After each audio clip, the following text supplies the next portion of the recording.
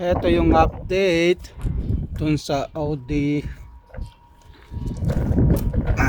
Namili tayo yung alternator. Sinarge muna natin. Saktong dumating lang kagabi dito. Sinarge muna natin yung battery ng overnight.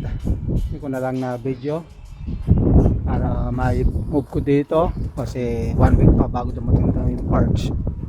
Ayun ang alternator. Ayun. Yung tanggalin na natin para naka-ready nang ilagay pag dumating yung parts. Ayan, tinanggol ko na yung cover dito. Tatanggalin natin tong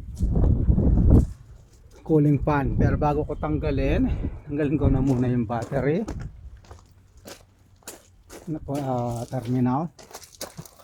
Yan, tinanggal yung cover dito. Ito yung cover. Yan.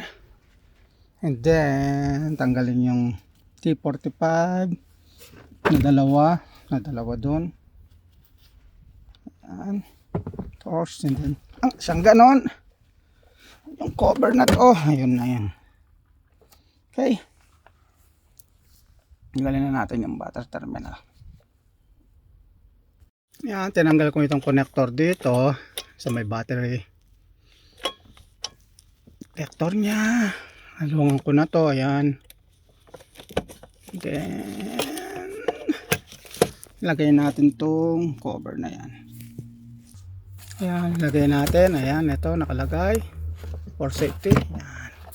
Ganyan na lang. Then tanggalin na natin yung cooling fan at mga belt at alternator. Ayan, tinanggal na natin yung air filter, pati yung housing, yung munang belt dito tinanggal na natin. Tinanggal na natin tong tensioner. Ayan yung mga tinanggal natin, yung cooling fan. Yung tanggalin naman natin yung inner super time belt. Okay. Then tanggalin natin yung alternator, yung mga bolt yan doon. Yan. Kailangan tanggalin ton dito. So, kumakontra to, hindi mo matanggal. Nasa loob. Yung 13, tapos itong connector na to. Yan. Tanggalin na natin. Yan. Medyo masikip lang. Ito yung sinasabi ko. Yan, itong connector dito. Ito yun. Tapos, ito. 13. Para sa battery. Yan. Ang alternator. Ito yun. Hindi mo mahila kapag ito yung battery. Hindi mo mahila yan. Okay.